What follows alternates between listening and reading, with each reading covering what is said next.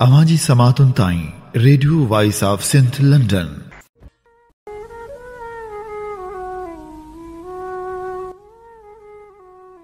ससुए खे सॾु थियो असां ओलाणो, पंध न पुॼाणो अणकोठीअ कान करे। भरारे भिटधणी जे भलारे बैत सां मुंहिंजी हीअ आवाज़ Musafir radio voice of Sindh London तां थी दुनिया जी कुंड कुड़छ ताईं जंहिंजो माॻ बुचे पियो उन्हनि मिड़नी महिरबाननि खे सिक भरियो सलाम शाल क़बूल पवे। 9 जनवरी 2022 आचर जे ॾींहुं प्रोग्राम सोच वीचार साण करे आऊं अवां सां मुखातिब अवां जो पंहिंजो मेज़बान हबीब लगारी। प्रोग्राम जी शुरूआत में अवां लाइ इहा ई दुआ त शाल जितो जो सुख सलामती सां हुजो, कॾहिं बि ॾुखियो ॾींहुं न ॾिसो ऐं कॾहिं बि अवां जूं मुर्कूं मेरियूं न थियनि। प्रोग्राम सोच वीचार में अॼु असीं अवां जी ख़िदमत में पेश कंदासीं जग जहान मां पुख़्तल ख़बरूं, उन सां गॾो गॾु जग मशहूरु किताब सिंधु जूं सल्तनतूं जी 55 क़िस्त, जॾहिं त सारी सभ जमार पोरितन लाइ जा खोड़ींदड़ कामरेड जाम साकी जे किताब फ़तह आख़िर आवाम जी थींदी जी 21 क़िस्त पिणु अवां जे समातण जी नज़र कंदासीं।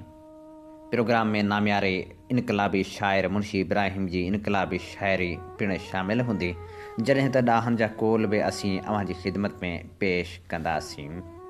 प्रोग्राम सोच वीचार में सभ खां पहिरियां वर्क वरायूं था ख़बरनि जा ऐं ख़बरनि जी शुरूआत कयूं था कोह मरी में पेश आयल सान्हीअ सां। इस्लामाबाद भरिसां पंजाब जे इलाइक़े मरी में शदीद बर्फ़बारी सबबि हज़ारे माण्हू रोडनि ते फासी पिया। सख़्त सीउ ऐं साह मुझण सबबि हिक ई ख़ानदान जे 8 ॼणनि समेत 22 ॼणा फ़ौत थी विया। कोह मरी में बर्फ़बारी बाद बर्फ़बारी जो नज़ारो ॾिसण लाइ 1 लख खां वधीक गाॾियूं मरी ऐं गलियात में दाख़िल थियूं, जंहिं सबबि ट्रैफ़िक जो निज़ाम दरहम बरहम थी वियो। सियाहनि जी घणी रश जे करे इस्लामाबाद ऐं रावलपिंडी जी इंतिज़ामिया जाड़नि शहरनि खां मरी ॾांहुं वेंदड़ रस्ता बंदि करे छॾिया। कोह मरी सान्हे में ASI ऐं उन जे ख़ानदान जा 7 भाती बि फ़ौत थी विया, जिन में ASI जी 43 वरनि जी घरवारी संस 4 धीअरूं ऐं 2 पुट शामिल आहिनि। सान्हे में हिक ई ख़ानदान जा 5 ॼणा बि फ़ौत थी विया, जिन में 46 वरनि जो मोहम्मद शहज़ाद पुट इस्माइल, उन जी घरवारी ऐं 3 ॿारड़ा शामिल आहिनि। ॿियनि फ़ौत थियलनि में कमालाबाद सां वास्तो रखंदड़ 27 वरनि जो ज़ाहिद, गुजरावाला सां वास्तो रखंदड़ 31 सालनि जो अशफ़ाक़, लाहौर वासी 31 वरनि जो मारूफ़, जॾहिं त 22 वरनि जो असद पुट ज़मा शाह, 21 सालनि जो बिलाल, 24 वरनि जो मोहम्मद बिलाल सान्हे में ज़िंदगी जी जंग हाराए विया। हुकूमत पारां मरी खे आफ़त सटियल करार ॾिनो वियो आहे ऐं वज़ीर आज़म सान्हे जी जाच जो हुकुम पिणु ॾेई छॾियो आहे। वफ़ाक़ी वज़ीर फवाद चौधरी चयो आहे त सियाहत वधाइण जो इहो मतिलबु न हो त सभु हिक ई वक़्तु अची वञनि। थोरे वक़्त में एतिरा माण्हू संभालणु मुमकिन न आहे, वॾे अंग में माण्हू अचण सबबि मसइला थिया। हफ़्ते खां चयो पए त गाॾियुनि समेत मरी न अचो, बर्बाद थी वञण जहिड़ी सूरतहाल न आहे। इंतिज़ामिया जे लाइ इहो मुश्किल हो त एतिरे वॾे अंग में आयल सियाहनि खे ॾिसे हा।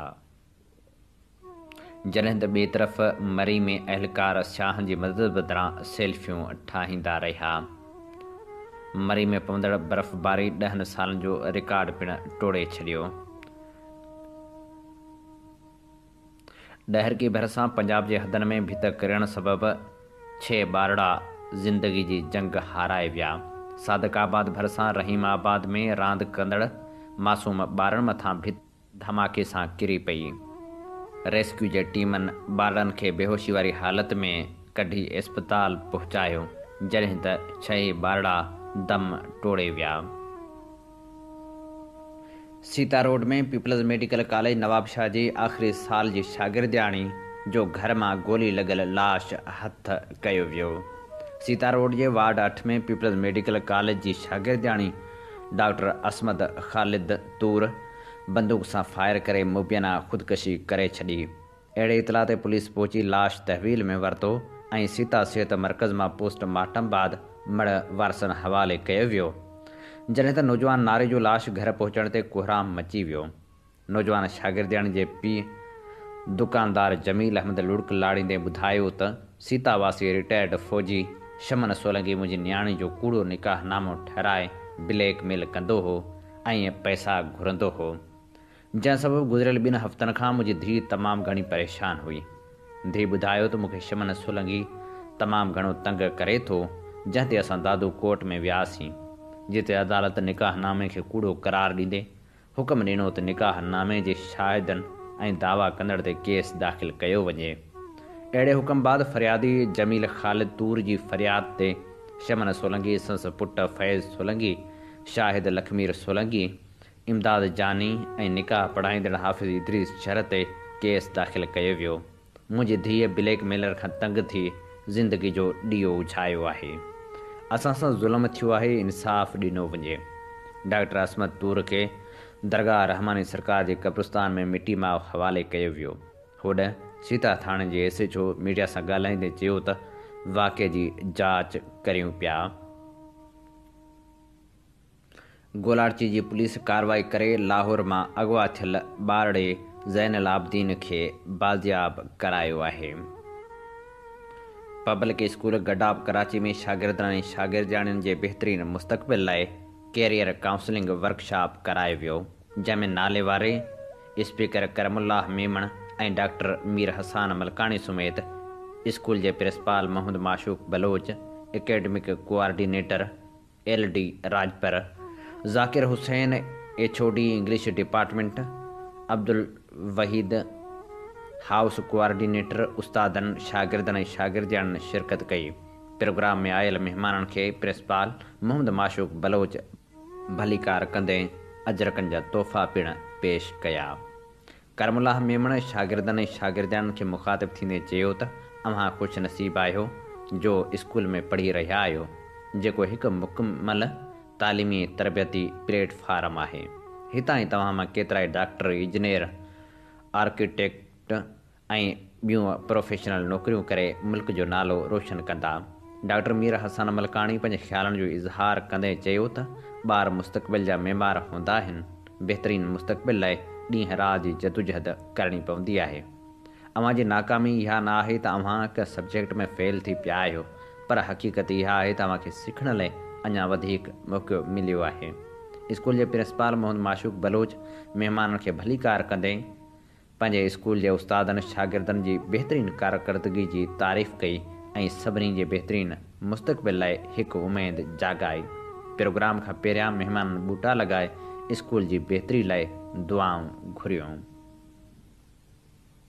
जेम्स जे डायरेक्टर ख़िलाफ़ मुख़्तलिफ़ तनज़ीमनि पारां जैकमाबाद में धार मुज़ाहिरा करे 2 कलाक अलामती बुख हड़ताल कई वई।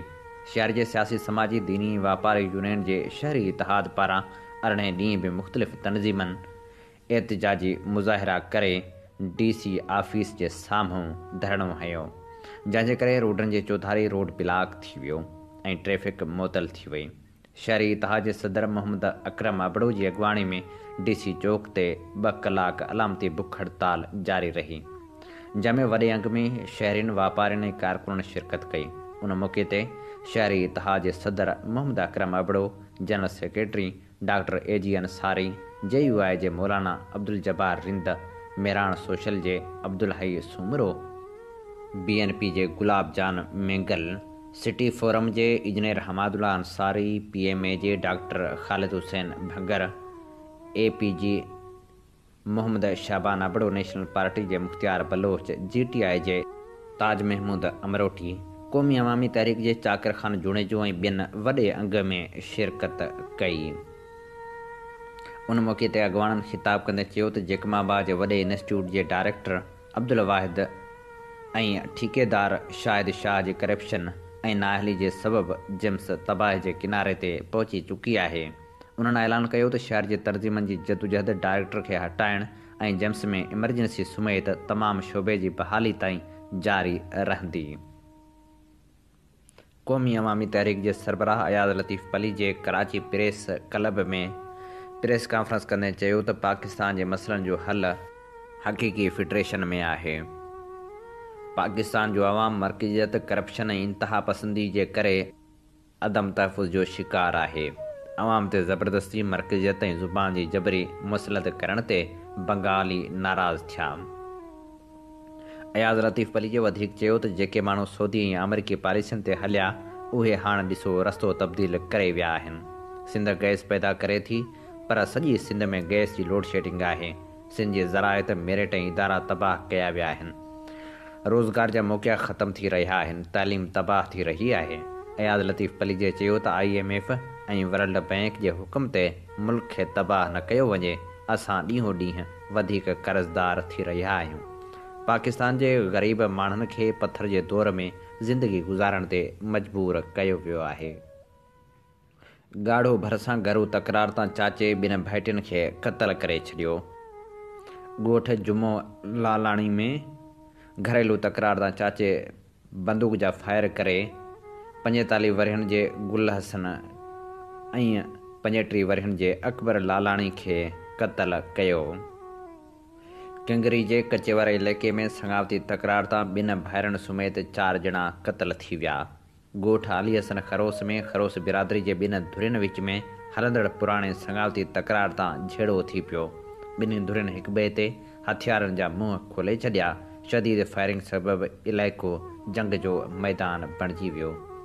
जॾहिं त नज़र मोहम्मद, राजा, काटू ऐं अली शेर खरोस क़तल थी विया।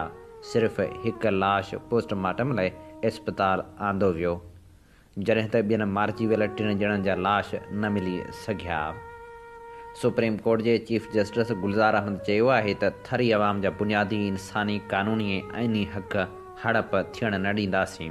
थर जा कुदरती वसीला सॼे मुल्क जी मईशत खे बहितर करे सघनि था त मक़ामी आबादी खे बुनियादी हक़ न ॾियण जो कहिड़ो जवाज़ आहे। थरी अवाम खे हक़ न मिलणु वॾे में वॾो ॾोह आहे। उहो ज़ुल्म असांजे मुल्क में न थियणु घुरिजे। थरी अवाम खे हक़ ऐं इंसाफ़ ॾियारण लाइ असां जूं अदालतूं पंहिंजो भरपूर किरदारु अदा कंदियूं रहंदियूं। अहिड़ो इज़हार हुन मिठी में डिस्ट्रिक्ट बार एसोसिएशन पारां कोठायल तक़रीब में वकीलनि खे ख़िताब कंदे चयो। हुन चयो त थर मां जेका बि मैदनियात निकिरे थी उन ते कमु कंदड़ कंपनियुनि खे पाबंद बणायो वञे त थरी अवाम खे मुनाफ़े मां हिसो ॾियनि। कुदरती वसीलनि सां मालामाल थर जी अवाम बाबति उहो ॿुधी अफ़सोस थींदो आहे त खेनि वसीलनि मां हिसो ऐं हक़ नथा मिलनि। अहिड़ो अमल इंसानी हक़नि ते हमिलो ऐं बुनियादी असूलनि जे ख़िलाफ़ु आहे। मुल्की आइन अवाम खे जेके हक़ ॾिए थो उहे कंहिं बि सूरत में हड़प थियण न ॾींदासीं। थरी अवाम खे हक़ मिलणु घुरिजे, उहे ज़रूरु मिलंदा। हुन चयो त मिठी बार जे सदर वसंत थरी तक़रीर में थर जा अहम ऐं बुनियादी मसइला पेश कया आहिनि। आउं खेनि इहो चवंदुसि त उन्हनि मसइलनि ते सुप्रीम कोर्ट में पटीशन दाख़िल कई वञे ऐं अदालत खे इंसाफ़ जी दरख़्वास्त कई वञे। अदालत थरी अवाम सां इंसाफ़ ज़रूरु कंदी। हुन चयो त आउं जेसिताईं उहिदे ते आहियां उन दौरान थर लाइ घणो कुझु कंदुसि ऐं उन खां पोइ बि अदालतूं थरी अवाम खे हक़ ऐं इंसाफ़ ॾियारण में भरपूर किरदारु अदा कंदियूं रहंदियूं। हुन चयो त सिंध हाई कोर्ट में जस्टिस सलाउद्दीन पहवर ऐं जस्टिस मुबीन जहिड़ा जज मौजूदु आहिनि जेके अवाम खे ज़रूरु इंसाफ़ ॾियारींदा। थर में कमु कंदड़ जजनि खे बि चवंदुसि त थर में दिलि सां कमु कनि ऐं अवाम खे तकिड़ो इंसाफ़ ॾियारीनि। थरी अवाम खे सिहत, तालीम, पीअण जे साफ़ पाणी, रोज़गार ऐं मैदनी वसीलनि मां हिसे समेत समूरियूं बुनियादी सहूलियतूं मिलणु घुरिजनि जेका हुकूमत जी करम नवाज़ी न आहे पर फ़र्ज़ु आहे। हुन वधीक चयो त मूंखे DC थर जी तरक़ी जो वॾियूं वॾियूं ॻाल्हियूं ॿुधायूं आहिनि, पर बार जे सदर जी तक़रीर ऐं DC जे ॻाल्हियुनि में वॾो फ़र्क़ु आहे। थर जे तफ़रीही मागनि ते सहूलियतूं ॾेई थर खे सियाहनि जी तवजह जो मर्कज़ बणायो वञे ऐं थर जे चारागाहनि वारी ज़मीन खे कब्ज़ागीरनि खां महफ़ूज़ बणायो वञे। न्यू सईदाबाद जे वार्ड नंबर 2 जी सोची पाड़े जी रहवासण 18 वरहनि जी नारी थाणे ते पहुती। नारी शिकायत कई त न्यू सईदाबाद में मूंसां मुसलसल 1 साल ताईं ज़्यादती कई वई आहे ऐं हुन ॿार खे जनम पिणु ॾिनो आहे, जॾहिं त हुन इंसाफ़ जी घुर पिणु कई। टंडे अलाहियार में सिंध जे क्लासिकल शाइर मेवन शाह इनायत रिज़वी जी ॿी अदबी कॉन्फ्रेंस ॻोठ शाहपुर रिज़वी में कोठाई वई, जंहिंमें सूबाई वज़ीर सरदार अली शाह, ताज जोयो, नसीर मिर्ज़ा, मदद अली सिंधी, डॉक्टर इसाक समेजो, डॉक्टर नवाज़ अली शोक, मोहम्मद अली माझी ऐं ॿियनि शिरकत कई। अदबी कॉन्फ्रेंस खे ख़िताब कंदे सरदार शाह चयो त शाह इनायत हिकु वॾो शाइर हो, जंहिं ते जेतिरी बि तहक़ीक़ थिए घटि आहे। शाह इनायत सिंध धरती जे मारवड़नि, सिंध जे लोक कहाणियुनि ऐं दास्ताननि ते शाइरी कई। उन मां ईअं लॻी रहियो आहे त उन वक़्त जा माण्हू रातिनि जो वेही पंहिंजनि कचहरियुनि में लोक दास्तान, बैत ऐं गीत ॻाईंदा हुआ। तक़रीब खे ख़िताब कंदे ताज जोयो चयो त शाह इनायत वाई जो बुनियादु विधो। शाह इनायत हिकु रागी हो। शाह इनायत जा 2 ख़ूबसूरत किताबनि जा मजमुआ अॻु में ई अची चुका आहिनि ऐं हिकु किताब पिणु आहे, जंहिंजी हिन ॿी अदबी कॉन्फ्रेंस में महूरत थी आहे। नसीर मिर्ज़ा चयो त शाह इनायत जी शाइरी में जेके 12 सुर आहिनि, उन सुरनि में सामियन जोगियनि, सिंध धरती जे किरदारनि ऐं जेके काइनात में समायल शयूं आहिनि, उन्हनि जो ज़िक्र मिले थो। मदद अली सिंधी चयो त सैयद अली नवाज़ शाह जेको ख़्वाबु ॾिठो हो, उनखे साबिया मिली चुकी आहे। शाह इनायत जी शाइरी में 22 सुर आहिनि। डॉक्टर इसाक समेजी जो चवणु हो त मेवन शाह इनायत खे नए दौर तहत दरियाफ़्त थियणु घुरिजे। डॉक्टर नवाज़ अली शोक चयो त हीअ दरगाहूं सकून जो दरगाहूं आहिनि। शाह इनायत जी वाई में हमेशह दुआ घुरंदो आहियां। सूबाई वज़ीर ऐं शाह इनायत रिज़वी जे चेयरमैन ज़िया अब्बास शाह चयो त शाह इनायत अदबी कॉन्फ्रेंस पहिरीं 2019 में थी। उन वक़्तु बाबा जी तबियत ठीकु न हुई। उन बावजूदि अदबी कॉन्फ्रेंस थी, जंहिंमें शाह इनायत जे 3 किताबनि जी महूरत थी। हिन वक़्तु असां 2 किताब ॿिया बि छपाया आहिनि। दरगाह जे गादी नशीन अली नवाज़ शाह रिज़वी जो चवणु हो त शाह इनायत ते वधि खां वधि तहक़ीक़ थियणु घुरिजे। अदबी कॉन्फ्रेंस में अब्दुल वाहिद आसी हिकिड़ो, ख़लील खोसो, डॉक्टर तहमीना, मोहम्मद अली माझी ऐं ॿियनि पिणु मकाला पढ़िया।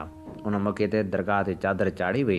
राति जो राग रंग जी महफ़िल थी, जंहिंमें नाम्यारे रागी अलने जुणिजे, ज़ुल्फ़कार ख़ासकेली ऐं ॿियनि शाह इनायत जा कलाम ॻाए ख़ूब दाद हासिल कयो। अवामी तहरीक जे मरकज़ी सदर डॉक्टर रसूल बख्श ख़ासकेली, मरकज़ी नायब सदर एडवोकेट सजाद चांडियो ऐं ॿियनि चयो आहे त करप्ट पुलिस ऑफिसर ईमानदार सिपाहियुनि खे क़त्ल कराइनि पिया। हुननि मुतालबो कयो त अदालती जांच कमीशन जोड़े ASI अलीगुल चांडियो जे खून सां इंसाफ़ कयो वञे। जीअं सिंध मुहाज़ जे चेयरमैन रियाज़ अली चांडियो चयो आहे त हिक रिथा तहत करप्ट ॾोहारी हुकुमरान खे विहारे सिंधी माण्हुनि खे सहूलियतुनि खां महरूम कयो वियो आहे ऐं सिंधियुनि खे अक़लियत में तब्दील करण जी साज़िश कई पई वञे। सिंधी माण्हुनि खे पीअण जे साफ़ पाणी खां बि महरूम रखियो वियो आहे। क़ौम परस्त कारकुननि खे कुचलियो पियो वञे। हुन चयो त साईं GMC जे फ़िक्र में निजात ऐं मुस्तक़बिल जी भलाई समायल आहे। मोरे भरिसां पसंदि जो पहिरियों कंदड़ नौजवान ते 40 लख रुपया ॾंड मढ़ियो वियो। ॻोठ ख़ालिक ॾिनो चंड में पसंदि जो पहिरियों कंदड़ जोड़े ख़िलाफ़ बासरनि तरफ़ां जरगाई फ़ैसिलो करे 40 लख रुपया ॾंड रखी कारोकारी करार ॾियणु ऐं घरनि मां सामान खणी वञण वारे अमल ख़िलाफ़ मुतासिर औरत आमना चंड एहतिजाज कयो। हुन चयो त मुंहिंजे भाउ फ्याज़ चंड जमीला सां शादी कई आहे, जंहिंखां पोइ ॻोठ जे बासरनि नारे जे वारसनि सां गॾिजी असांजो जीअणु जंजाल करे छॾियो आहे। कुझु ॾींहं अॻु फ़ैसिलो करे 40 लख रुपया चटी रखी वई। असां ग़रीब मिसकिन आहियूं। वॾो ज़ुल्म ऐं ज़्यादती कई वई आहे। हुन वधीक चयो त हथियारनि जे ज़ोर ते असांजे घर मां रोक रक़म, सोना ज़ेवर, 11 खां मथे ढोर बकरियूं ऐं ॿियो क़ीमती सामान पिणु खंयो वियो आहे। संगीन नतीजा भोगण जूं धमकियूं ॾिनियूं पियूं वञनि। असांखे तहफ़ुज़ फ़राहम कयो वञे। हीअ असीं अव्हांजी ख़िदमत में पेश करे रहियासीं ख़बरूं। अमी ॿुधी रहिया आहियो प्रोग्राम सोच वीचार साण अव्हांजी ख़िदमत में हाज़ुर अव्हांजो पंहिंजो मेज़बान हबीब लगारी। ऐं हाणे प्रोग्राम सोच वीचार में वर्क वरायूं था नाम्यारे शाइर इब्राहिम मुंशी जी शाइरी जा ऐं अव्हांजी ख़िदमत में पेश करियूं था मुंशी इब्राहिम जी ख़ूबसूरत इनकलाबी शाइरी। इब्राहिम मुंशी लिखे थो त कलम जेॾा गरम हुआ ॾिस वरी ओॾा नरम थी विया, कलम अघ में अघामी विया, कलम ते कीअं करम थी विया। कलम खे क़ौम खां काटे कयूं कारा पना केॾा, कलम जिन क़ौम सां ॻंढिया, कलम तिन जा अलम थी विया। जॾहिं तारीख़ मुंहुं खोले पंहिंजी ॿोली में ई ॿोले त कहिड़ा काज़ी काज़नि दौर हिन में बेशरम थी विया। कलमकारनि कपाया हथ के किरिया कुल कलम कुन में, या रातो रात भाग्यन जी सॼी भूते भरम थी विया। कलम के क़ौम जा कातिल थी सीनो सिंध विया साड़े, कलम मुंशी के सीने सिंध सड़िल जा मलम थी विया। कलम जेॾा गरम हुआ ॾिस वरी ओॾा नरम थी विया, कलम अघ में अघामी विया, कलम ते कीअं करम थी विया। चढ़ण सिज सूरी नई ॻाल्हि नाहे, ॿिन्ही जी आहे पूरी नई ॻाल्हि नाहे। किथे सच अनल हक़ चए जुग जिए थो, किथे सच ज़हर जा प्याला पिए थो, किथे सच सिरह जीअं घाणे घुमे थो, सटाए समूरी नई ॻाल्हि नाहे। जॾहिं दार जी दिलि गरम रत घुरे थी, जॾहिं उन उझाइण लाइ चालूं चुरे थी, सॾे कंहिंखे बाग़ी जीअण जो हक़ फुरे थी, वॼाए दंबूरी नई ॻाल्हि नाहे। लिखण नाहे लेखो लखें सिर लही विया, ॾेई सिर सूरी ते सचा सच चई विया, न झुकिया न विकिया वॾे वेह वही विया, इहा जंग जमहूरी नई ॻाल्हि नाहे। वेंदी राति ज़ुल्मात जी मात खाई, थींदी दार जी दिलि दुहल जी तबाही, ऐं रहंदी हमेशह संदी सच सवाई, थियण ई ज़रूरी नई ॻाल्हि नाहे। न सूरी जे मुंशी अञा उन उझाणी, न माझी मुड़न सॾ सूरी सुञाणी, ॿई हिक ॿिए जी विया ॼाण ॼाणी, जीअं गुल बंबूरी नई ॻाल्हि नाहे। न हूंदियूं हवेलियूं न हूंदा हिथाणा, मां हूंदुसि न हूंदुसि सो पाणा न ॼाणा। जॾहिं ॾींहं तपंदा मथां मींहं वसंदा, गसन गाह फुटंदा ऐं चौपाया चरंदा, नवां साज़ सुरंदा नवां चिंग चुरंदा, मारो माल मचंदा ऐं ॿेला बि ॿुरंदा, नवां नींहं लॻंदा के रंग रचंदा, ॾोहा देस डहंदा ॾुकर ॾेह लहंदा, नवां ॼाम ॼमंदा नई राह रमंदा, नई काक अॾबी नवां ईंदा राणा, मां हूंदुसि न हूंदुसि सो पाणा न ॼाणा।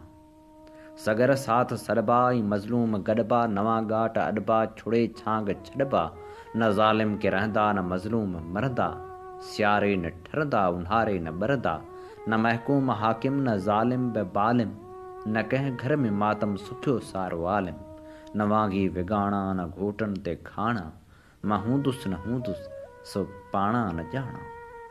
मुंशी मुंहुं मोचारा वचन कोल वारा, ही हारी हाकारा सदाईं सुभारा, खेड़ींदा ऐं खींदा ॾियणियुनि खे ॾींदा, न कंहिं डाव डिॼंदा न झोरी में झिॼंदा, पंहिंजो वन पंहिंजो धन पंहिंजो कख पंहिंजो पन, पंहिंजो गाह पंहिंजी दन, पंहिंजी रछ पंहिंजो भन, किथे कीअं न ॾिसंदुसि कोणीअ गुल कुमाणा, मां हूंदुसि न हूंदुसि सो पाणा न ॼाणा, मां हूंदुसि न हूंदुसि सो पाणा न ॼाणा।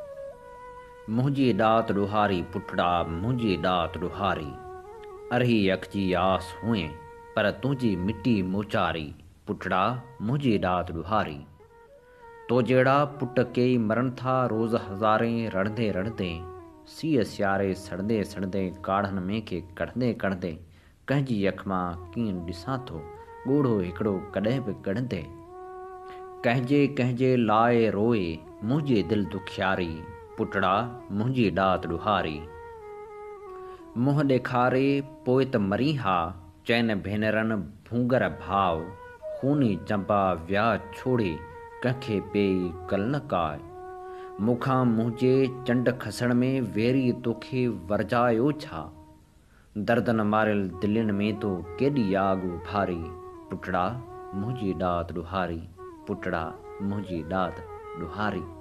लखें पुठड़ा लांघे लांघे रोज़ मरनि था हितो वांगे, तड़पी तड़पी हिकिड़े हुबले केई अभम मानी गबले, सहकी सहकी साह ॾियनि था जेरे मुंशी ज़हर पियनि था, सारी हयाती सोचींदे मूं गुंदर मंझि गुज़ारी, पुठड़ा मुंहिंजी ॾात ॾुहारी, पुठड़ा मुंहिंजी ॾात ॾुहारी। ही ख़ूबसूरत शाइरी असां तव्हांजी ख़िदमत में पेश करे रहिया हुआसीं इब्राहिम मुंशी जी। ऐं ॿुधी रहिया आहियो प्रोग्राम सोच वीचार जे सफ़र में अवां सां मुखातिब जो पंहिंजो मेज़बान आहियां हबीब लगारी।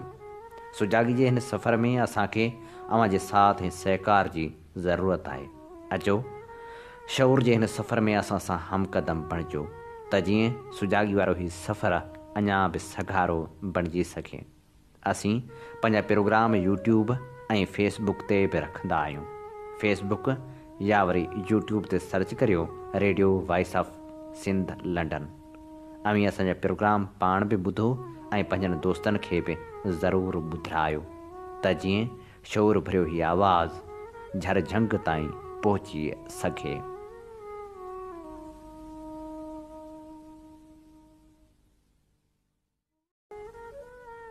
प्रोग्राम सोच वीचार में हाणे शामिल करियूं था कुछ नसीहतूं ऐं कुछ ॾाहनि जा उहे कोल जिन मां असांखे सिखण लाइ घणो कुझु मिले थो।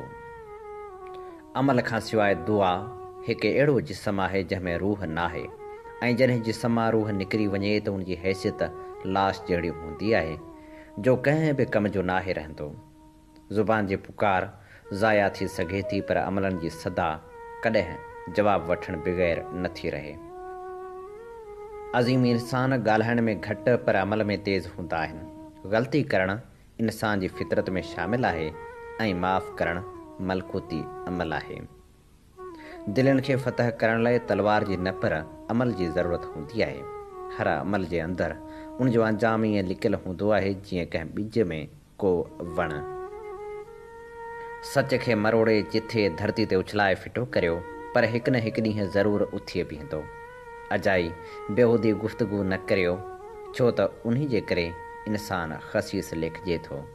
नरम लहजे में ॻाल्हायो। आवाज़नि में अव्हां जो नरम अंदाज़ ई माण्हुनि जे मन खे मोहे सघे थो। जेको शख़्स निगाह जी इल्तिजा सम्झी न सघे उनजे साम्हूं ज़ुबान खे शर्मिंदा न करियो। पंहिंजो हक़ वठण में कोताही न करियो ऐं ॿियनि जा हक़ हड़प न करियो। ख़राब वर्ताव जो बि बहितर जवाबु ॾियो। जहालत जो बहितरीनु जवाबु उनखे नज़रअंदाज़ करणु हूंदो आहे। नाकामी जा सबबु हमेशह माण्हू जे अंदरि में हूंदा आहिनि ऐं हूअ वरी उहे ॿाहिरि ॻोल्हींदो आहे। पहिरीं नाकामी ते न घबरायो छो त अव्हां जे उरूज जी उहा ई पहिरीं ॾाकण आहे। ग़िज़ा असांजे जिस्म खे ऐं किनायत सां रूह खे राहत मिले थी। शुक्रगुज़ारी दौलत आहे ऐं शिकायत आहे मुफ़लसी। कंहिं ग़लति ॻाल्हि ते शिकायत करण बदिरां सही ॻाल्हि ते शुक्रगुज़ार थींदा रहो। जॾहिं ख़ौफ़ हद खां वधी वञे त बहादुरी खे जनमु ॾींदो आहे। तूफ़ान जे साम्हूं पहाड़ बणिजी वञो तांजो हूअ पंहिंजो रुख़ बदिलाए वञे। क़ैद जा ज़ंजीर बुज़दिलनि खे मायूस करे विझंदा आहिनि पर दलेर माण्हू क़ैद जे ज़ंजीरनि खे मायूस करे छॾींदा आहिनि। ज़ुल्म जे ख़िलाफ़ बग़ावत ज़रूरु करियो। ख़ामोशी हिकु अहिड़ो वणु आहे जंहिंमें कड़ो मेवो नथो थिए। हसद या साड़ हिकु अहिड़ी अॾोही आहे जेके इंसान खे अंदरां ऐं ॿाहिरां ख़तमु करे छॾींदी आहे। सचाई हिकु अहिड़ी दवा आहे जंहिंजो ज़ाइक़ो त कड़ो ऐं तासीर माखी खां बि मिठी आहे। ज़हानत हिकु अहिड़ो ॿूटो आहे जेको महिनत खां सवाइ नथो थिए। नफ़्स हिकु अहिड़ो घोड़ो आहे जंहिं ते इंसानु क़ाबू करे वठे त दुनिया उन जे पेरनि में हूंदी। मोहबत शेरा में फुटंदड़ उहो फ़सुलु आहे जंहिंखे बरसाति जी उमेद ते पोखियो वेंदो आहे। हर मिटी माइटी मोहबत जी मुहताज हूंदी आहे पर मोहबत कंहिंजी बि मुहताज नाहे हूंदी। जेको मोहबत खां वाक़ुफ़ु न आहे उहो ख़ुदा खां बि वाक़ुफ़ु न आहे। जेकॾहिं कंहिं सां मोहबत करियो त उनजो सिलो न घुरो छो त तव्हां मोहबत कई आहे वापारु नाहे कयो। मोहबत अखियुनि सां पढ़ी वेंदी आहे। मोहबत जो वणु हर हंधि ऐं हर इंसान जे अंदरि ॼमी पवंदो आहे ऐं छांव ॾींदो आहे। मोहबत में मुसीबतूं इन करे ईंदियूं आहिनि त जीअं हर शख़्स मोहबत जी दावा न करे सघे। मोहबत जो मिदार मुफ़ासिले ते न आहे। के परे रहंदड़ बि दिलि खे वेझा त के गॾु रहंदड़ बि ॼण परे हूंदा आहिनि। पंहिंजे कम सां प्यार ऐं मोहबत रखंदो त उहो कमु वॾे इश्तियाक ऐं उत्साह सां थी वेंदो ऐं वक़्तु गुज़री वञण जो पतो बि न पवंदो। असबाब जी हिन दुनिया में मंज़िल ख़ाशि करण सां न पर जदोजहद सां मिले थी। नसीब ऐं महिनत ॿई गॾोगॾु रहनि था। माण्हू पुहरियत आहे ऐं जेकॾहिं पुहरियत न आहे त पोइ हूअ कुझु बि न आहे। ॿ शयूं फ़ाइदे वारियूं आहिनि जिन खे अक्सर माण्हू वञाए छॾनि था। हिकु तंदुरुस्ती आहे ऐं ॿियो आहे वक़्तु। मोमिन उल्फ़तगाह हूंदो आहे। उन शख़्स में को ख़ैरु कोन्हे जो कंहिं सां न मुहबत करे ऐं न वरी को उन सां मुहबत करे। हर क़ज़ा खे खुलियल दिलि सां बर्दाश्त करियो ऐं उहो ईमान रखो त ख़ुदा सरापा मुहबत आहे ऐं उन जे तरफ़ां ईंदड़ हर शइ रहमत आहे। तुर जो बज़ाहिर उहो ॾुखु आहे। इंसान मां उमेदूं रखण बदिरां पंहिंजे रब जे साम्हूं आजिज़ी इंकिसारी करियो। इल्म खां सवाइ अकुल बिल्कुलु ईअं आहे जीअं को मुफ़लिस बेघर घुमी रहियो हुजे ऐं इल्म वरी अकुल खां सवाइ ईअं आहे जीअं हिकु जाइ या घर हुजे पर उनजो मुहाफ़िज़ न हुजे। जाहिल उमिरि में केतिरो बि वॾो हुजे पर उहो नंढो आहे ऐं आलिम उमिरि में केतिरो बि नंढो हुजे त बि वॾो आहे।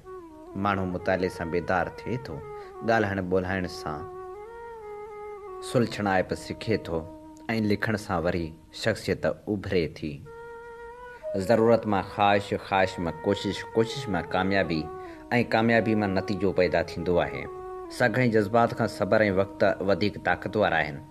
वक़्तु गुज़रण ऐं सब्र करण सां शहतूत जे पननि मां बि रेशम जो चोगो बणिजी सघे थो।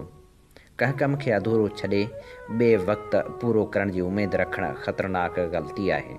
मुस्तक़बिल मग़फ़ी मस सां लिखियो वियो आहे ऐं उनखे फ़क़्ति हाल में ज़ाहिर करण लाइ जोड़ियो वियो आहे।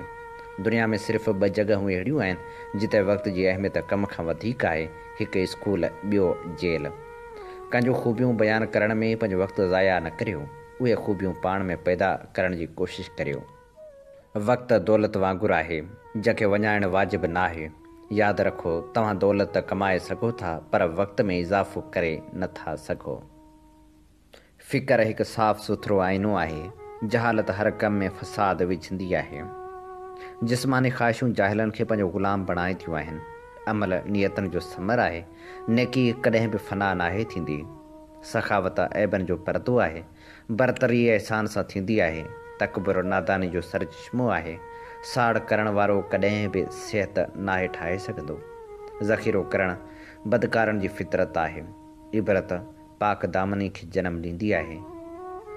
उमेदूं मौत खे विसारे छॾींदियूं आहिनि। अदल सभ खां महफ़ूज़ बुनियादु आहे। यकीन सभ खां अफ़ज़ल इबादत आहे। इल्मु अक़ल जे लाइ हथियार आहे। सचाई बिल्कुलु पधरी हक़ीक़त आहे। दुनिया जी मोहबत तमामु वॾो फितनो आहे। मशवरो वठंदड़ ठोकर खाइण खां पनाह में आहे। ग़रीब उहो आहे जंहिंजो को बि हबीब न हुजे। वक़्त खे ज़ाया करे छॾींदो आहे। फ़ौत थींदड़ हर शइ में मशग़ूल रहण वारो अमल ॿुढापो मौत जो क़ासिद आहे। आह ऐं ज़ारी सब्र खां वधीक मुश्किल कमु आहे। ज़ालिम सुल्तान बेगुनाह खे बि ख़ौफ़ में मुब्तला करे छॾे थो। अक़लमंद उहो आहे जंहिंखे तजुर्बा सेखारिनि था। हीअ असीं अव्हां जी ख़िदमत में पेश करे रहियासीं कुझु चवणियूं, कुझु नसीहतूं ऐं सुहिणियूं सुहिणियूं ॻाल्हियूं। अमी ॿुधी रहिया आहियो radio voice of Sindh London ऐं अव्हां जी ख़िदमत में प्रोग्राम पेश कयो पियो वञे सोच वीचार जे हिन सफ़र में आऊं अव्हां सां मुख़ातिबु आहियां अव्हां जो पंहिंजो मेज़बान हबीब लगारी। जेकॾहिं अवी असांखे पंहिंजो मवादु मोकिलणु चाहियो था या के राया के तजवीज़ूं ॾियणु चाहियो था त असांजो टेलीफ़ोन नंबर आहे 0312 3245 303। जी हा, 03123245 जेकॾहिं अवी पाकिस्तान खां ॿाहिरि रहो था त कंट्री कोड मिलाइण न विसारिजो। जी हा, 0092। असीं अव्हां जी ख़िदमत में उहे प्रोग्राम पेश कंदा आहियूं जिन में सुजाॻी जा सॾ हूंदा आहिनि ऐं जिन में शौर जूं ॻाल्हियूं हूंदियूं आहिनि, जिन में उन्हनि तारीख़ी किताबनि जा वर्क हूंदा आहिनि जेके अॼु बि असांखे शौर अर्पिनि था। सुजाॻी जे हिन सफ़र में असांखे अव्हां जे साथ जी ज़रूरत आहे। अचो असां सां हमक़दम बणिजो। असीं पंहिंजा प्रोग्राम यूट्यूब वसीले ऐं फेसबुक पेज वसीले बि अव्हां ताईं पहुचाईंदा आहियूं। असांजा प्रोग्राम जेके हज़ारनि में मौजूदु आहिनि उहे ॿुधण लाइ हींअर ई यूट्यूब ते सर्च करियो radio voice of Sindh London. उन सां गॾोगॾु सब्सक्राइब करणु न विसारिजो। असांजा प्रोग्राम वधि खां वधि दोस्तनि ताईं पहुचायो त जीअं सुजाॻ जो ही पैगाम घर घर पहुची सघे। प्रोग्राम सोच वीचार में हाणे वर्क वरायूं था नामियारे अॻुवाण कामरेड जाम साकी जे किताब फ़तह आख़िर आवाम जी थींदी जा ऐं अव्हां जी ख़िदमत में पेश करियूं था हिन किताब जी 21 क़िस्त। हुकूमत मार्शला जो हुकम नंबर 51 ऐं अहिड़ा ॿिया बि केतिरा ई आर्डर जारी कया आहिनि। अहिड़नि अहकामनि समूरनि मुलाज़मतनि खे गैर यकीनी बणाए छॾियो आहे। जेतिरी मुलाज़मत में गैर यकीनी वधंदी आहे ओतिरो ई रिश्वतखोरी वधंदी आहे। उनखां सवाइ प्रेस ते पाबंदियूं विधियूं वियूं आहिनि ऐं असेंबलियुनि खे टोड़ियो वियो आहे। सो हाणे उन ते नज़र रखण लाइ को बि इदारो कोन्हे। सो हाणे रिश्वतखोरी ऐं बदउनवानी एॾी उरूज ते आहे जो अॻे कॾहिं बि एॾी कान हुई। जॾहिं बि मार्शला रोज़मर्रा जो मामूल बणिजंदी आहे तॾहिं उहा हर इदारो तबाह करे छॾींदी आहे। हर कामोरो हिकु नंढो चीफ मार्शल एडमिनिस्ट्रेटर बणिजी वेंदो आहे। उहो ई सबबु आहे जो कराची जी बिजली वारे कारपोरेशन जो चेयरमैन अख़बारनि खे इहा हिदायत थो जारी करे त संसद कारगुज़ारी ते का बि तनक़ीद न कई वञे ऐं लांडी जेल जो सुप्रिंटेंडेंट बि अहिड़ो बेदर्द थो बणिजी वञे जो मुंहिंजे हिन केस में शामिल साथियुनि खे क़ैद तन्हाई में रखी 6 महीननि लाइ ॾींहुं राति खोली बंदि थो रखे। जेतोणीकि क़ानूनी तरह उहा ॻाल्हि संस इख़्तियार में ई कान्हे। उनखां सवाइ जेकॾहिं हुकूमत जो सरबराह मुल्क जो बि मुल्तान जे मज़दूरनि जो क़त्लेआम थो कराए चूंडियल वज़ीर आज़म मोहतरम ज़ुल्फ़िकार अली भुट्टे शहीद ऐं हमीद बलोच खे फाही थो चाढ़े ऐं नौजवाननि जे अॻुवान नज़ीर अब्बासी खे अज़ियतूं ॾेई शहीद थो कराए तॾहिं क़त्ल रोज़मर्रा जो मामूल था बणिजी वञनि। उहो ई सबबु आहे जो कराची जे CIA ग़ुलाम हुसैन अता मोहम्मद ऐं ॿियनि खे अज़ियतूं ॾेई क़त्ल थी करे पतो की पुलिस मोहम्मद सरवर खे अज़ियतूं ॾेई मारे थी छॾे ऐं बबू ऐं सुगरा जी इज़त लुटे खेनि उघाड़ो थी नचाए। सांगला हिल पुलिस मास्तर असगर अली खे अज़ियतूं ॾेई क़त्ल थी करे लाहौर छावणी जी पुलिस केतिरा ई माण्हू तशदुद करे मारे थी छॾे। दादू पुलिस कालू बिरहमाणी खे अज़ियतूं ॾेई मारे थी। पिंडी पुलिस इनायत मसीह खे अज़ियतूं ॾेई क़त्ल थी करे जेकमां बाद पुलिस जुमे पठाण खे मरण ताईं मारींदी थी रहे। बनू जेल जा हाकिम इस्लाम ख़ान खे अज़ियतूं ॾेई क़त्ल था कनि। कोरंगी पुलिस मोहम्मद दाऊद खे अज़ियतूं ॾेई क़त्ल थी करे दोदापुर पुलिस अलहरीने खे तशदुद ज़रिए मारे थी। चूहड़ काना मंडी लाहौर जी पुलिस मिस शहनाज़ ऐं हफ़ीज़ा खे थाणे में उघाड़ो करे थी नचाए। पसरूर पुलिस सैद कामरान रज़ा खे अज़ियतूं ॾेई क़त्ल थी करे। खोजरा पुलिस साफ़ी अशफाक हुसैन कुरैशी खे तशदुद करे मारे थी विझे ऐं तलहार पुलिस शाह मोहम्मद कुरैशी खे अज़ियतूं ॾेई क़त्ल थी करे विझे। उनखां सवाइ केरु ॼाणे केतिरा अहिड़ा वाक़िया आहिनि जेके सेंसरशिप जे करे प्रेस में ज़ाहिर न थिया आहिनि। असांजे मुल्क जे घणो करे हर माण्हू खे उन्हनि पुलिस मुक़ाबलनि जी ख़बर आहे जेके थींदा रहंदा आहिनि ऐं उन्हनि में बदनाम धाड़ेल मारिया वेंदा आहिनि। हीअ संगदिल सरकार असांजे मुल्क ऐं फ़ौज ॿिन्ही खे बदनाम करे रही आहे ऐं उन ते इगड़ियूं विझण लाइ असां ते अहिड़ा इल्ज़ाम मढ़े रही आहे। उहा असांजी फ़ौज जो बि ॿेड़ो ॿोड़े रही आहे। आऊं उन जा के थोरा मिसाल बि ॾींदुसि। अलिफ़ हिन हुकूमत फ़ौज में अदगाम जी पॉलिसी शुरू कई आहे। आज़ाद कश्मीर रेजिमेंट मां अक्सर कश्मीरनि खे बदिली करे 2 रेजिमेंटनि ॾांहुं उमाणियो वियो आहे। पंजाब रेजिमेंट सिंध रेजिमेंट ऐं फ्रंटियर फोर्स राइफल्स में बि साॻी सूरत हाल पैदा कई वई आहे। उनजो फ़क़्तु हिकु ई कारण थी सघे थो। उहो हीअ आहे त मिसाल तौरु जेकॾहिं कश्मीरी जमहूरियत जी बहालीअ लाइ रस्तनि ते निकिरी अचनि ऐं उहा अहिड़ी ज़बरदस्त हलचल हुजे जो पुलिस ज़रिए उन ते कंट्रोल न करे सघिजे त हुकूमत उन ते आज़ाद कश्मीर रेजिमेंट ज़रिए गोली हलाइण जी हैसियत में हुजणु चाहे थी। हुकूमत सम्झे थी त जेकॾहिं आज़ाद कश्मीर रेजिमेंट में कश्मीरनि जी घणाई हूंदी त उहे मतां पंजनि माण्हुनि ते गोली हलाइण खां इनकार कनि। पर आउं पंहिंजे मौजूदा नज़रबंदी दौरान असांजे बहादुर सिपाहियुनि सां गॾु रहियो आहियां ऐं एतमाद सां इहा दावा थो करे सघां त उहे भले कहिड़े बि सूबे सां तालुक़ु रखंदा हुजनि पंहिंजे आवाम ते गोली न हलाईंदा। फ़ौजी कैंपनि में नज़रबंदी दौरान मूंखे ख़बर पई त अंग्रेज़नि जे दौर खां वठी इहा रिवायत आहे त सिपाहियुनि खे माण सां रलण मिलण जी इजाज़त न ॾिनी वञे। शहरनि में उहे ख़ासि इजाज़तनामो हासिलु करण खां पोइ था वञी सघनि। उहो ई सबबु आहे जो फ़ौजी छावणियूं परे ठाहियूं वेंदियूं आहिनि ऐं सिपाहियुनि खे तमामु घटि मोकलूं ॾिनियूं वेंदियूं आहिनि। जेतोणीकि अंग्रेज़ साम्राज हितां लॾे वियो आहे पर अञा बि उनजे हुकुम जी सख़्ती सां पोइवारी कई पई वञे।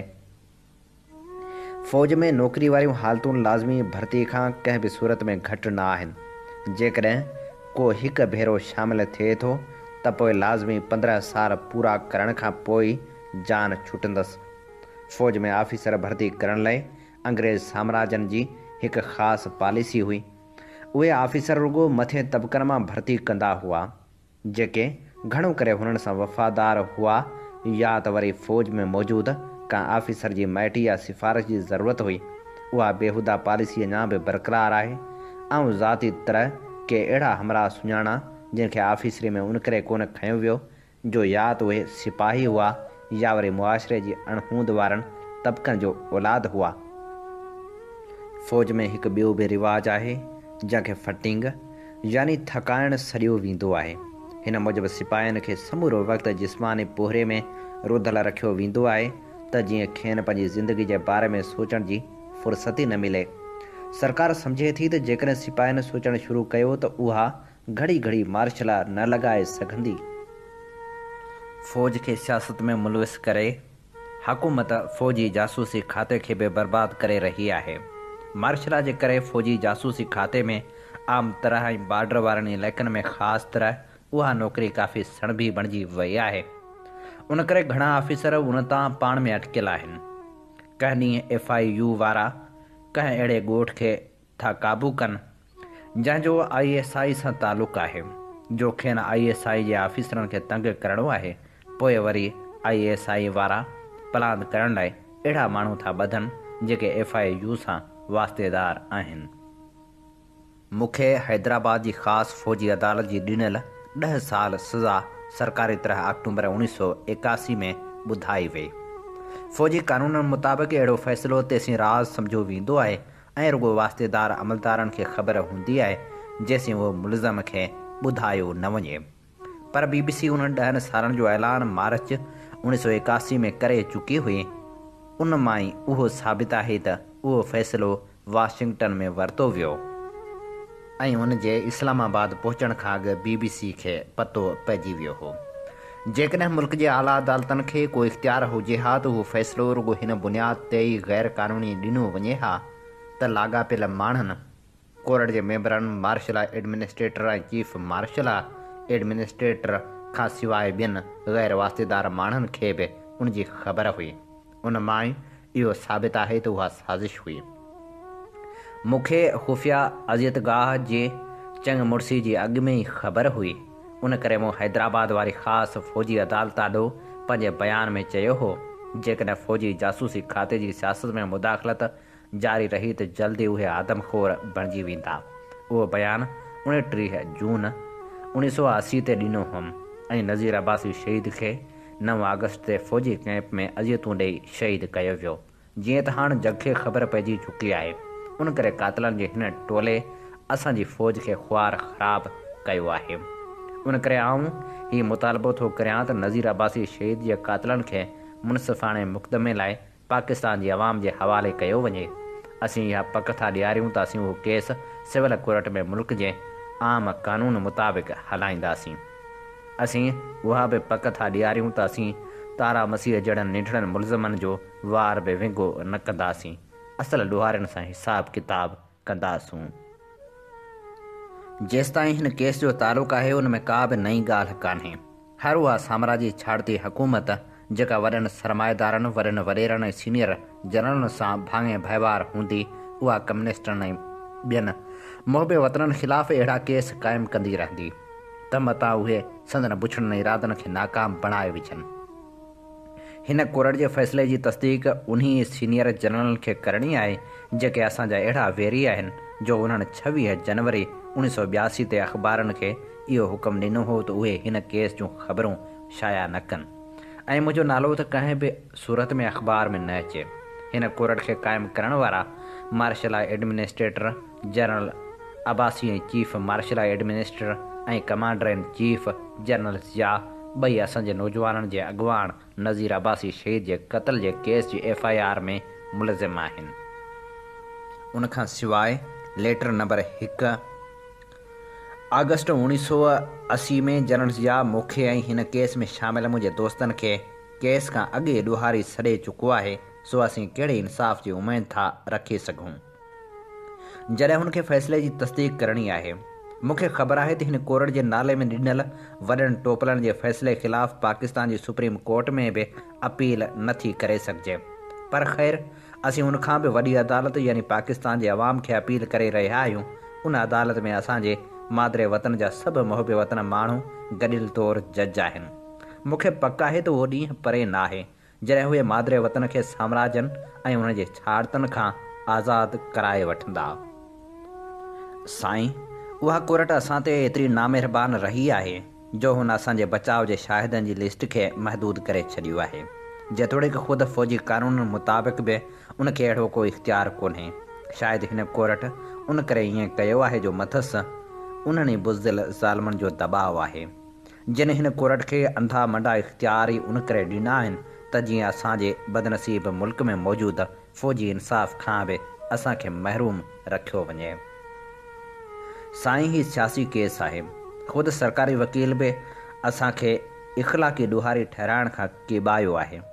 जेकॾहिं मुल्क जे समूरनि मशहूरु सहाफ़ियुनि, आम राय जे अॻुवाणनि, मुख़्तलिफ़ मकतब फ़िक्र जे सियासी अॻुवाणनि ऐं ज़िंदगी जे हर शोबे जे माहिरनि खे घुराइण जी इजाज़त ॾिनी वञे हा त उहो सवलाई सां साबित थी सघे हा त न रुॻो असीं मुहिब वतन आहियूं, पर जंहिं लिटरेचर खे तख़रीबी पियो सॾियो वञे उहो बि वतन दोस्ती, अमन, तरक़ी ऐं ख़ुशहाली जो प्रचार कंदड़ आहे।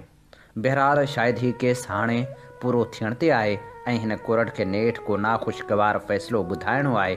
उन करे हिन जी हिकु धुर बणिजी कुझु छिढो थी बीहण खे सम्झी सघिजे थो।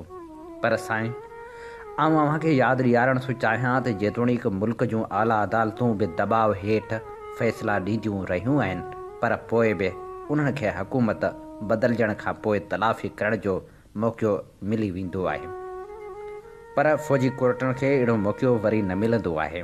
उन्हनि खे हिकु भेरो उहो फ़ैसिलो करणो हूंदो आहे त उहे तारीख़ जी तरफ़ आहिनि या वॾनि टोपलनि जो ई टांडो टोपी कंदा। जाम साकी, 10 जनवरी 1983। हिन किताब में अक्टूबर 1983 जे लिखियल शाइरी बि शामिल आहे। हाण बंभर को बाक़ी पल, नेठि त खाधी नींह उछल, ॾिस मिठा छा मुंद मती आ, ऋण में कहिड़ी रांदि रती आ, प्यार पंहिंजो पाण न पल, नेठि त खाधी नींह उछल। परवाननि जा मच मिड़िया आहिनि, टारी टारी गुल टिड़िया आहिनि, हर कंहिं ॿूटे हर कंहिं वल, नेठि त खाधी नींह उछल। हर को हितड़े हाण नज़ीर, वस्ती वस्ती वरिया वीर, जुंग न ॾे थो कोई झल, नेठि त खाधी नींह उछल। कल्ह जे दोदा दरिया ख़ान, अॼु जा आहिनि से अहसान, हर कंहिं होशू कई हकल, नेठि त खाधी नींह उछल, नेठि त खाधी नींह उछल। हर घर धयाणी हाण उथी जा, बख़्तावर ॼण पाण उथी जा, कहरी खेका कान्हे कल, नेठि त खाधी नींह उछल। हाण बंभर को बाक़ी पल, नेठि त खाधी नींह उछल। हिन किताब में हिकिड़ो नसरी नज़म बि शामिल आहे। मां सिंधू जे दरिया जो कतरो, लहरनि में लुणंदो जबलनि खे झागंदो, मैदान मारींदो हलंदो अचां, किथे कुंड कंहिं में जज़ब जे थियसि, उन रेज मां के पोखूं पचंदियूं के गुल टिड़ंदा, वांगी वतन जा तिन मां वास वठंदा, पर पोइ बि बचसि त साम्हूं समंड, चओ उनखे हिंदी या सिंधी या अरबी समंड, उहो अझाग पाणी या दुनिया में साॻियो, वरी बुख़ार बणिजी बूंदूं थी बरसे, पलर बणिजी पंहिंजे माण्हुनि खे मिलबो या रेज ॾेई या लहरनि में लुड़ंदे वरी मोटी अचिबो। उहो ज़िंदगी जो आहे तारीख़ी तसलसल हलंदो ई रहंदो, उन्ही खे को तागूती तलसम रोके न सघंदो। हीअ असां अव्हांजी ख़िदमत में पेश करे रहिया हुआसीं नामियारे पोरित अॻवान जाम साकी जे किताब फ़तह आख़िर अवाम जी थींदी जी 21 क़िस्त। ईंदड़ प्रोग्रामनि में असीं अव्हांजी ख़िदमत में हिन किताब मां ई पेश कंदासीं। अवामी नेशनल पार्टी ते पाबंदी विझण खां पोइ हुकूमत पाकिस्तान जो सुप्रीम कोर्ट में जमा कयल फ़रियाद। उन सां गॾोगॾु अव्हांजी ख़िदमत में असीं उहो बयान बि मोकिलींदासीं जेको नेशनल अवामी पार्टी ते पाबंदी खां पोइ नेशनल अवामी पार्टी जे जॉइंट सेक्रेटरी ऐं मरकज़ी वर्किंग कमेटी जे मेंबर जाम साकी सुप्रीम कोर्ट ॾांहुं मोकिलियो हो। अमी ॿुधी रहिया आहियो प्रोग्राम सोच वीचार जे सफ़र में आऊं अव्हां सां मुखातिब आहियां अव्हांजो पंहिंजो मेज़बान हबीब लगारी। ही प्रोग्राम अव्हांजी ख़िदमत में पेश कयो पियो वञे radio voice of Sindh London तां। Radio voice of Sindh London तां अव्हांजी ख़िदमत में असीं उहे प्रोग्राम पेश कंदा आहियूं जिन में सुजागी जा सॾ हूंदा आहिनि, जिन में शौर जूं ॻाल्हियूं हूंदियूं आहिनि ऐं किताबनि जा उहे अमल वर्क हूंदा आहिनि जेके असांखे अॼु बि ॼाण जा ख़ज़ाना अर्पिन था। उन सां गॾोगॾु असीं अव्हांजी ख़िदमत में उहा मधुर मौसीक़ी बि पेश कंदा आहियूं जेका अॼु बि दिलनि खे विंदराए थी ऐं अॼु बि सुजागी जा सॾ ॾिए थी। असांजा गुज़िरियल प्रोग्राम जेकॾहिं अव्हीं ॿुधणु चाहियो था त यूट्यूब ते वञी हींअर ई सर्च करियो radio voice of Sindh London. उन सां गॾोगॾु गूगल ते अव्हीं सर्च करे सघो था radio voice of Sindh London. उते अव्हीं असांजा प्रोग्राम लाइव ॿुधी सघो था। असीं पंहिंजा प्रोग्राम अव्हां ताईं यूट्यूब तोड़े फेसबुक पेज वसीले बि पहुचाईंदा आहियूं। अव्हांखे बसि निमाणे गुज़ारिश इहा आहे असांजा प्रोग्राम पाण बि ॿुधो, पंहिंजनि ॿियनि दोस्तनि खे बि ॿुधायो ऐं उन सां गॾोगॾु असांखे पंहिंजा राया ॾियो, उहे अमूल राया जिन जी रोशनी में असां प्रोग्रामनि खे बहितर खां बहितर बणाए सघूं था। प्रोग्राम सोच वीचार जे सफ़र में हाणे वर्क वरायूं था उन जग मशहूर किताब जा जंहिंजो नालो आहे सिंधू जूं सल्तनतूं। हीअ किताब नामेरी लेखका इलाइस अल्बेनिया जो लिखियलु आहे जंहिंजो सिंधी तर्जुमो कयो आहे मुज़फ़र बुखारी। अॼु असीं अव्हांजी ख़िदमत में पेश करे रहिया आहियूं हिन किताब मां 55 किस्त। इलाइस अल्बेनिया लिखे थी त सिज जी रोशनी कलराठियुनि सिरनि जी चमक ख़तमु करे छॾी हुई। घटियूं वेकरियूं घर मज़बूत ऐं खूह ऊन्हा हुआ। हिते आम माण्हुनि लाइ किचिरे कूंडियूं कमरनि सां गॾु गुसलखाना ऐं ढकियल नालियूं हुयूं। ओलह तरफ़ पंचायत हाल, अनाज जा गुदाम, थंभनि सां ॾियल असेंबली हाल ऐं हिकु वॾो गुसलखानो हो। ओभर में रिहाइशी इलाइक़ो हो ऐं लॻभॻि 75,000 माण्हुनि जूं रिहाइश गाहूं हुयूं। हिन जी पाकिस्तान जे कंहिं बि जदीद शहर सां भेट कजे त वधीक साफ़ ऐं सुहिणो नज़र ईंदो, पर अॼु हिन शहर में को बि माण्हू नथो रहे। गुज़िरियल 4000 सालनि खां हिननि घटियुनि में माण्हू नथा हलनि। हा, हिन शहर खे मुंहिंजो जो दड़ो सॼो वञे थो। मुकमल रथाबंदी सां रियल हीउ शहर हिकु अज़ीम आर्कियोलॉजिकल ख़ज़ानो आहे। 1922 में जॾहिं हिन जे मथाछरे जी खोटाई थी त हीउ शहर सिंधु सभ्यता जो अहिड़ो शाहकार बणिजी साम्हूं आयो जिते सॼो हिंदुस्तान फ़ख्रु करणु लॻो। उन वक़्त ताईं विक्टोरियाई बैठकी ज़हनियत रखंदड़नि जी इहा राय हुई त हीउ इलाइक़ो इंतिहाई जाहिल, पुठिते पियल, ऊंदाहियो ऐं ग़ैर मुहज़ब हो।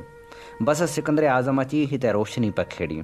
तारीख़दाननि जी इहा राय हुई त भारत जी क़दीम तहज़ीब जा मालिक रुॻो आर्याई नस्ल जा माण्हू आहिनि, पर उन्हनि ॾींहंनि में जॾहिं अञा रगवेद जे सिरजण जो को बि इम्कान पैदा न थियो हो त उनखां घणो आगाटो हिते हिकु पूरी सल्तनत मौजूदु हुई जेका दरिया जी आंदल मिट्टी जे दड़नि ते आबाद हुई। पर हाणे आर्कियोलॉजी जा माहिर उन ते मुतफ़िक़ आहिनि त पुसियल मिट्टी मां सिरूं ठाहे खोरनि में पचाए मुकमल रथाबंदी सां शहर ॾींदड़ माण्हू सिंधु जे किनारे ते आबाद हुआ। दरिया जे किनारनि लॻ मिलंदड़ सवें शहरनि मां हर हिकु उहा साबिती पेश करे थो त हिते पूरी रथाबंदी खां पोइ शहर अॾिया विया हुआ जेके बिल्कुलु आर्ज़ी मॉडल मुताबिक़ हूंदा हुआ।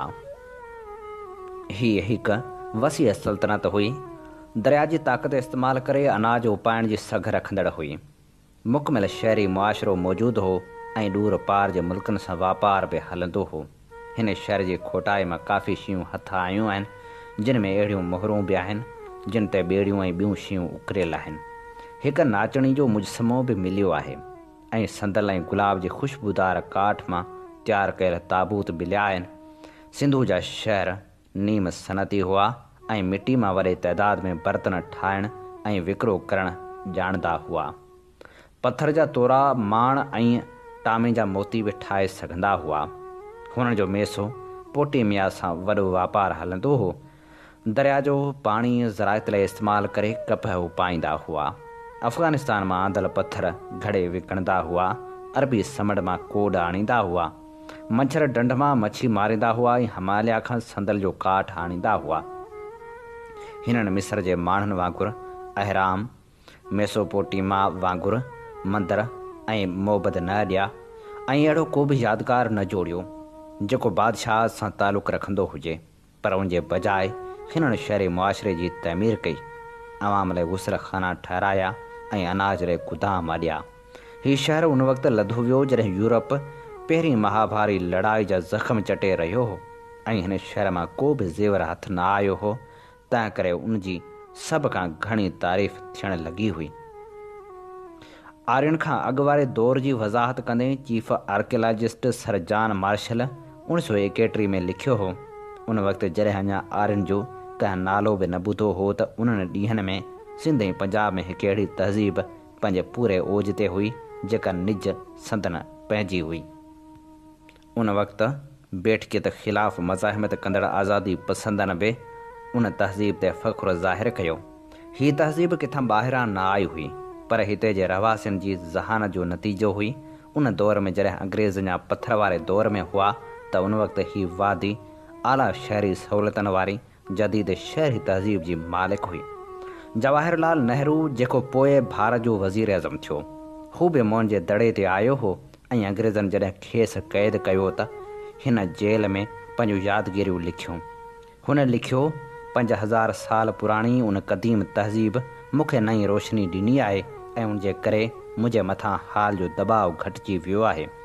जॾहिं विरहाङो थियो त हिंदू उन ते अफ़सोस करणु लॻा हुआ त अक्सर क़दीम तारीख़ी माॻ पाकिस्तान जे हिसे में हलिया विया हुआ। उन खां पोइ सरस्वती नदी जे किनारे ते क़दीम तहज़ीबनि जी ॻोल्हा शुरू कई वई हुई। पाकिस्तान जे उतरी इलाइक़नि में पाक भारत सरहद जे करे सख़्तु छिकताण हुई, पर मैदानी इलाइक़नि में अमन हो। पर फ़िक्र जी ॻाल्हि इहा आहे त क़दीम तहज़ीब जी का ख़ासि ॻोल्हा न थी। हीउ विरसो न रुॻो मिस्र ऐं मेसोपोटेमिया खां वधीक इलाइक़े ते हो, पर उन जी सूंहं हिमालय खां बि ऊची हुई। हीअ तहज़ीब हिमालय ऐं अफ़गानिस्तान खां समुंड ताईं पखिड़ियल हुई ऐं मिड़नी तजुर्बनि जो नचूड़ हुई। जेके बि 1000 खां वधीक आसार मिलिया आहिनि, तिन मां ज़ाहिर थिए थो त हर शहर मुकमिल टाउन प्लानिंग सां आबाद कयो वियो हो ऐं सिरूं ठाहिण जा कार बि साॻिया माप वारा हुआ। 10 लख सिरनि जो जाइज़ो वठंदा त उन्हनि मां का बि ॿिए खां वज़न या बनावट में मुख़्तलिफ़ नज़र ईंदी। उहा हिकु जहिड़ाई ज़ाहिर करे थी त सिरूं ठाहिण जी बाक़ाइदा सनत हुई। विक्टोरियाई ख़ाशूं बि अशोक जे इरादनि तां वरितल नज़र अचनि थियूं। अशोक जी सल्तनत 500 सालनि ताईं बरक़रार रही ऐं दुनिया जी का बि एॾी वॾी सल्तनत एतिरो अरसो बरक़रार रही न सघी आहे। रुॻो उहा वज़ाहत नथी मिले त उन ते कंहिंजो असरु हो। कुझु तारीख़दारनि जी राय आहे त सोशलिस्ट सिस्टम लागू हो। अलबत्ता इहा हक़ीक़त आहे त हिते न शाही घराणनि जो को घणो असरु नज़र अचे थो, न ई पाकिस्तान वांगुरु कंहिं फ़ौजी आमिर जा उहिञाण मिलनि था। हुक्मरान केर बि हुजे, पर शहरनि ऐं ॻोठनि जो हिक ॿिए सां मुआशी ॻांढापो रहियो। शहरनि में वॾा शहरी प्रोजेक्ट तयारु कया विया ऐं ॿेड़ियूं ठाहिण लाइ सनती शिकल ॾिनी वई। ॾूर पार जे जाबलू इलाइक़नि जे बिरादरनि सां वापार कया विया ऐं ॿेड़ियूं ठाहिण खे सनती शिकल ॾिनी वई। ॾूर पार जे जाबलू इलाइक़नि जे बिरादरनि खां काठ ख़रीद कयो वेंदो हो, जेको दरिया में लोढ़े शहरनि ताईं आंदो वेंदो हो। उहो तरीक़ो पथर जे दौर खां लागू हो। काठ मां अनाज, गुदाम, घर ऐं ॿेड़ियूं ठाहियूं वेंदियूं हुयूं। असांखे उहो मालूम आहे त सिंधु नदी ऐं उनखे भरींदड़ दरियाउनि ज़रिए काठ जो मैदानी इलाइक़नि सां वापारु तमामु क़दीम आहे। शाराए रेशम हज़रत सलेमान जे आगाटिन ॿेड़ियुनि ऐं तख़लीक़ जी आज़ादी सिंधु माथिरी जी तहज़ीब जे उसरण में वॾो किरदारु अदा कयो। अॼु जी जदीद पाकिस्तान में उन जी अहमियत तमामु घणी आहे, पर हिन क़दीम हाईवे ते कश्मीर खां कराची ताईं सफ़र गुज़िरियल 60 सालनि खां जारी जंग जे करे ख़तमु थी चुको आहे। हिन शाहराह ज़रिए काठ जे बदिले अक़ीक़ पथर जा मोती सोन जे बदिले सूटी कपिड़ो या जीअं अॼु बि बल्तिस्तान में राइज आहे त भाॼनि एवज़ तिब्बती लूण जी मटासटा थींदी हुई, पर अॼुकल्ह उते रुॻो बम गोलनि जी मटासटा थिए थी। सिंधु माथिरी जी सरहद तौरु लाइन ऑफ कंट्रोल 1949 में वजूद में आई ऐं पोइ 1972 में उनजो ॿियो जाइज़ो वरितो वियो।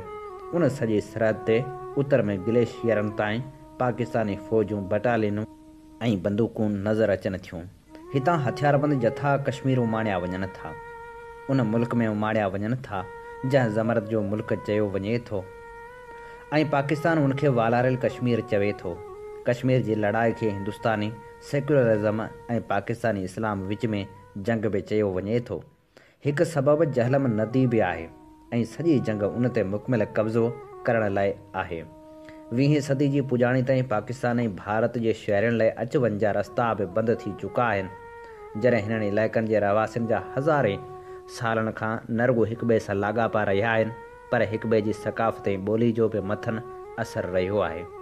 जीअं बल्तिस्तान जा रहवासी परेशानी जो शिकार आहिनि, हू रुॻो दरिया खे चीरे 2 टुकर न करे सघिया आहिनि, न त हर तरीक़े सां खेनि जुदा कयो वियो आहे।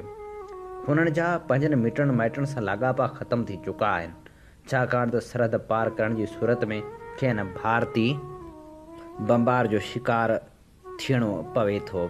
बल्तिस्तान जा रहवासी बि उन सूरतहाल जे करे इब्तिदाई तौरु उदास आहिनि, जेतिरा सिंध जी डेल्टा वारे इलाइक़े जा रहवासी आहिनि। बल्तिस्तान खे कंहिं ज़माने में ज़रदारनि वारो तिब्बत या निढो तिब्बत सॾियो वेंदो हो। कारगिल ऐं लद्दाख जे भारतीय इलाइक़नि जा रहवासी तिब्बती ज़ुबान ॻाल्हाईंदा आहिनि। तोड़जो हू शिया मुस्लमान आहिनि ऐं ॿुधमुत सां संदन को बि तालुक़ु न आहे। पोइ बि ज़ुबान वांगुरु संदन सक़ाफ़त ऐं रीतनि रस्मनि में बि हिकु जहिड़ाई आहे। हिते साल में रुॻो हिकु ई फ़सुलु थींदो आहे। 1947 ताईं हिते जा रहवासी साल जा 4 महीना वापार लाइ दरिया जो कपड़े ओभर तरफ़ लया वेंदा हुआ। उत्तर में काशगर चीन ताईं या हेठि कश्मीर वादी जे देवसाई मैदाननि ताईं वेंदा हुआ। 1947 खां पोइ बि मालवंद माण्हू सर जे ॿिन्ही तरफ़नि खां आज़ादी सां ईंदा वेंदा हुआ। 1971 वारी जंग खां पोइ फ़ौज बल्तिस्तान ते कब्ज़ो करे वरितो ऐं माण्हुनि लाइ अचणु वञणु अज़ाब बणिजी वियो। मुंहिंजो इरादो हो त सिंधु नदी जेको रस्तो ॾेई हज़ारे सालनि खां वहंदी रहे थी, उहो रस्तो ॾेई अॻिते वञा, पर हाणे उहे इलाइक़ा भारतीय या पाकिस्तानी बणिजी चुका आहिनि। तहज़ीब बदिरां हाणे उहो ट्रांज़िट ज़ोन बणिजी चुको आहे। बल्तिस्तान जे गादी इस्करदू आहे, जंहिंजी वारी या मिटी खणी सिंधु नदी डेल्टा ताईं पहुचाए थी। इस्करदू खां भारतीय सरहद ताईं हाणे परॾेहनि तोड़े ॾेही माण्हुनि लाइ सफ़र करणु आसान न रहियो आहे। हंधि हंधि ते फ़ौजी रुकावटूं आहिनि। उन सफ़र लाइ मूंखे अॻुवाट फ़ौज खां इजाज़त वठणी पवंदी। आमतौरु इजाज़त वारो मरहलो मुंहिंजे लाइ परेशान कंदड़ साबित थियो आहे, पर अस्करदू पहुचण शर्ताऊं बीमार थी पियुसि ऐं उते रहणु ॾुखियो बणिजी वियो। उन शाम जो मूं इस्करदू में हिकु पीसियो था फ़ौजी हेडक्वार्टर रावलपिंडी सां फ़ोन ते राबितो कयो त मूंखे सरहद ताईं वञण जी इजाज़त ॾिनी वञे। फ़ौज खे घटि में घटि मूं ते जासूस हुजण जो शक न हो ऐं मूंखे हिदायत कई वई त आऊं ॿिए ॾींहुं सुबुह 9 वॻे ब्रिगेड हेडक्वार्टर सां राबितो करियां। ब्रिगेड मेजर मूंखे पेरनि खां चोटी ताईं ॾिठो। मूंखे गुलनि वारी शलवार कमीज़ पातल हुई ऐं बुख़ार बि हो। हुन चयो, इहा असां लाइ इंतिहाई गैर रिवायती ॻाल्हि आहे। असीं औरतुनि ऐं ख़ासि तौरु आम माण्हुनि खे लाइन ऑफ कंट्रोल ताईं वठी न वेंदा आहियूं। हुन इंतज़ारु कयो त जीअं आउं संसि ॻाल्हि ॿुधी ऐं सम्झी सघां। पोइ हुन चयो, अमीं अहिड़ो लिबास पाए सघो था जंहिं ते सावा लीका या निशान हुजनि। आउं संसि ॻाल्हि सम्झी वियुसि। सरहदी इलाइक़ो हो, दुश्मन मूंखे को आज़ादु पंछी सम्झी निशानो बणाए सघियो थे। हुन चयो, तव्हां ते दुश्मन जी नज़र हूंदी। मूंखे यादि आयो त जॾहिं आउं श्रीनगर खां कारगिल वञी रही हुयसि त रस्ते ते वॾा बोर्ड लॻल हुआ, जिन ते वॾनि अखरनि में लिखियलु हो, ख़बरदार, दुश्मन जी तव्हां ते नज़र आहे। दरिया जे पाणी वांगुरु ॿिन्ही तरफ़नि जे फ़ौजनि जी ज़ुबान बि साॻी आहे। बहरहाल मेजर जी ॻाल्हि ग़लति बि न हुई। तोड़ जो साल 2003 में फायरबंदी थी चुकी हुई ऐं ॻोठाणा बम गोलनि सां तबाह थियल पंजनि घरनि ॾांहुं मोटी चुका हुआ। असांजी रवानगी 4, 5 ऐं पोइ 6 ॾींहंनि ताईं मुलतवी थी चुकी हुई। छाकाणि त मथे सिंधु नदी में बूढ़ आयल हुई। चाड़ जे करे सरहद लॻ हिकु पुल तबाह थी चुकी हुई ऐं रस्तो बि सफ़र लाइक़ु न रहियो हो। सतो ॾींहुं असांजो जीप ख़राबु कयो, जेका स्कर्दू खां थोरो अॻिते ख़राबु थी पई। हिते बीही मूं सिंधु नदी ते नज़र विधी त हिते सिंधु नदी जो पाणी लड़ाटो हो ऐं ख़ाकी रंग जो हो। ॻोठ आमतौर जबलनि जे चोटनि ते हुआ, छाकाणि त वारे जूं भिटूं ओचितियूं गुम थी वञण हिते का गैर मामूली ॻाल्हि न हुई। असां जीअं ओभर तरफ़ सफ़र कयो त असांखे ज़रदालनि जा घाटा वण नज़र आया ऐं उन मां ख़बर पई त भर पासे को ज़रूरु हूंदो। हिन वादी में सावक घटि हुई, रुॻो लड़ाठो पाणी ऐं सिज जी रोशनी हुई। हीअ असीं अव्हांजी ख़िदमत में पेश करे रहिया हुआसीं किताब सिंधु जूं सल्तनतूं मां 55 क़िस्त। हीअ किताब नामेरी लेखका एलाइस अलबेनिया जो लिखियलु आहे, जंहिंजो सिंधी में तर्जुमो कयो आहे मुज़फ़र बुख़ारी। इन ते ई प्रोग्राम सोच वीचार जो वक़्तु पंहिंजी पुॼाणी ते पहुचे थो। पंहिंजे मेज़बान हबीब लगारी खे हिन साॻी दुआ सां ॾींदा इजाज़त। वसे भिट तुंहिंजी भलारा सदा सदा, देश परदेस सारा वसन। कॾहिं सिंध सिंधी न मेरी थिए, कॾहिं मोड़ कंहिंजा न मुरझाइजनि।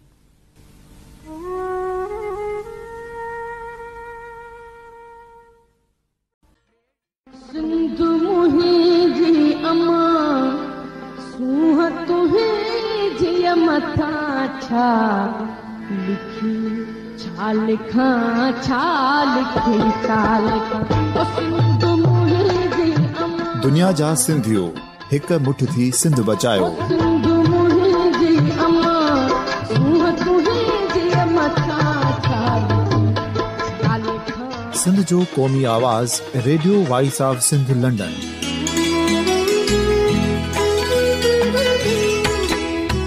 Radio voice of Sindh London पंहिंजी नशरियात में सिंध जी सियासत, समाज, इक़्तिसादियात, तारीख़, क़ौमी उमंगुनि ऐं इख़्लाक़ियात मुतलिक़ सिंध जी हक़ीक़ी तर्जुमानी कंदे प्रोग्रामनि खे असराइतो बणाइण लाइ सिंध जे घण घुरनि ऐं धरतीअ सां प्यार कंदड़ अदीबनि, दानिश्वरनि, सहाफ़ियुनि, उस्तादनि, वकीलनि ऐं हर तबिके जे मानवारनि सजणनि खे सिंध में शऊरी इनकलाब लाइ सहकार जो सॾु ॾियूं था।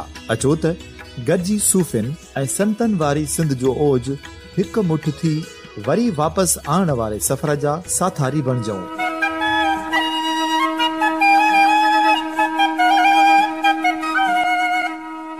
हिक नए सुबुह जी शुरूआत जो पड़ाॾो घर घर, ॻोठ ॻोठ ऐं शहर शहर ताईं पहुचायो। शाल सिंध आबाद ऐं ख़ुशहाल थिए, सिंधी माण्हू सुखियो ऐं सताबो थिए।